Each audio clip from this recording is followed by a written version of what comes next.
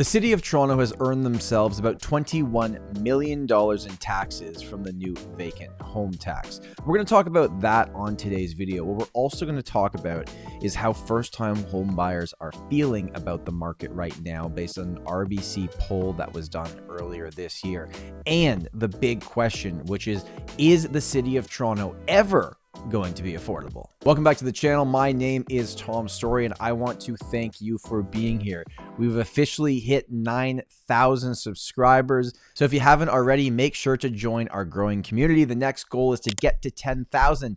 And my podcast co-host Steve Karish is already ahead of me by like 100 people. So let's do everything we can to make sure that we don't let him get there first. There's been lots of new taxes and regulations that have entered the city of Toronto recently, a lot of them also Canada-wide, whether that be the foreign buyer ban, whether that be the speculation tax. But the big one most recently is the vacant home tax. And the purpose of this tax is very simple. The city doesn't want you to leave your investment properties vacant. They want you to rent it out to bring more inventory to the market. But if you choose that you do want to leave it vacant, they're going to charge you 1% of the assessed value of that property. And just for simple math, it's been reported that there is 2,100 homes that were vacant in Toronto based on the declarations that we had to send in. And keep in mind, you have to do this every single year. If you don't declare, they're going to assume your home is vacant. At an average sale price of over $1.1 million here in the city of Toronto, but let's just use $1 million to make this simple. At a 1% tax on the assessed value of $1 million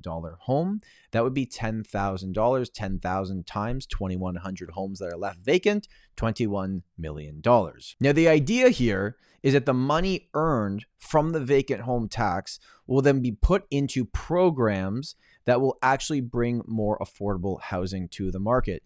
Taking the tax is one thing, but actually putting it in the right hands and the right people that are actually going to build the housing that we need is a whole nother conversation. And as we've learned from the examples in BC doing something very similar, this obviously doesn't actually have a big impact on the prices of real estate, but what it hopefully will do is bring in money so we can build more affordable housing. And on top of that, it will bring more rental inventory to the market, which we obviously need based on the rent increases we've seen. But let's dig a little bit further on this topic. So this is an article recently that came out by the Toronto Star, and it's called "Just 2,100 Properties Reported Empty Through Toronto's New Vacant Home Tax."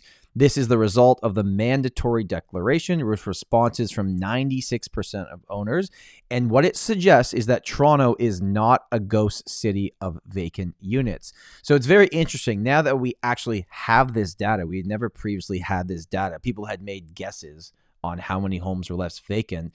The reality is not that many homes are left vacant. Now, you could look at this and say, okay, well, hey, 2,100 properties left vacant. Maybe they don't want to pay the tax again next year, and they're going to bring them to the rental market, or they're going to sell them.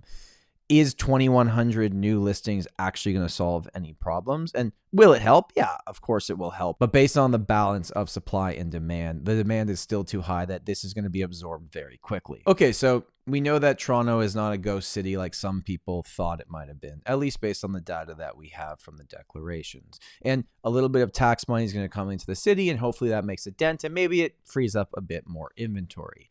But that's not solving any issues here. Now, the next thing I want to talk about in this video is a poll that was done. Now, keep in mind, this poll was done at the beginning of this year in January by RBC, but the results came out in April. I actually think the feedback from it would have been more positive more recently if it was done after the last two rate pauses by Bank of Canada. But let's look at that data together. So this was a poll done by RBC, and both uncertainty and optimism driving Canadians' home buying decisions from RBC. Right off the bat, they're saying that 40% expect to pay less for a home now than they would have a year ago. And I think that statement makes a lot of sense. The actual purchase price of a home is down from today versus what it was a year ago. The affordability of the home, well, that actually hasn't changed that much based on today's interest rates, but hopefully in the future, the rates will drop, which will make it more affordable long term. What I thought was interesting from this poll was the first-time home buyers and what they were saying is the people that are not currently in the market. So according to the research, almost 3/4 or 73% of potential first-time home buyers say that buying a house or a condo is a good investment. So they believe that buying real estate as an asset is a good investment. And 41% believe that the housing market is strong. And I'd actually say that's surprising. That's even 41% based on all the rate increases we've seen and the uncertainty, even though we've very much picked up the last few months. When we look at the market slowly changing here, it's all going to be based on the confidence of the consumer. So the majority of first-time home buyers are also optimistic about what might be next. So 78% say they will be in a better position to buy a home compared to previously. Okay, so that makes sense. 68% say that lower home prices will finally allow them to buy a home despite higher interest rates. Very interesting because the payments are actually going to be fairly similar, at least at the beginning. 65% are optimistic about the housing market over the next year. And then 51% believe that homes will be more affordable in the near future.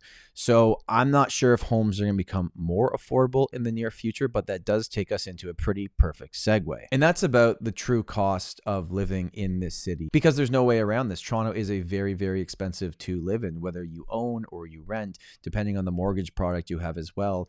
A lot of people, their payments have gone up in the last 12 months, including the rental market as well.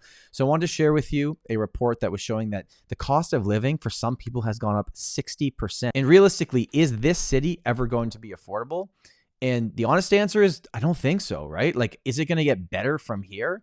I just don't see that happening. We recently had Brad Lamb, who's a Toronto condo developer, on our podcast. If you haven't checked out that episode, a lot of people are really enjoying it. I'll put it in the link in the description as well. But he kind of gave a breakdown of just where the city's at, the development charges for people actually to build real estate and all the red tape and everything. He believes that it's too late for the city of Toronto, but let's see what this report says. So, ouch. Toronto homeowners' cost of living has soared almost 60% in just 1 year. 60%. Canada's biggest city isn't just expensive for homeowners, but renters' costs have soared 22%. So let's go down here and take a look at what they're saying. So they're basing it based on the average price of a Toronto property, just over about $1 million. Looking at a 20% down payment on a 5-year fixed rate mortgage in the 4s, and realistically, most mortgage rates are over 5% right now anyways. That your payment would be about $4,500, but truthfully, it's probably closer to $5,000. So just the cost of owning, and then at the same time, the rental market has gone up in price as well. And these are the numbers that we have to acknowledge, right? I think last year, a lot of people were very much cheering from the sidelines that weren't in the ownership market, that they wanted the prices to come down so that they could enter the market. And I totally understand why you'd be in that mindset. I would be the exact same if I didn't own a property.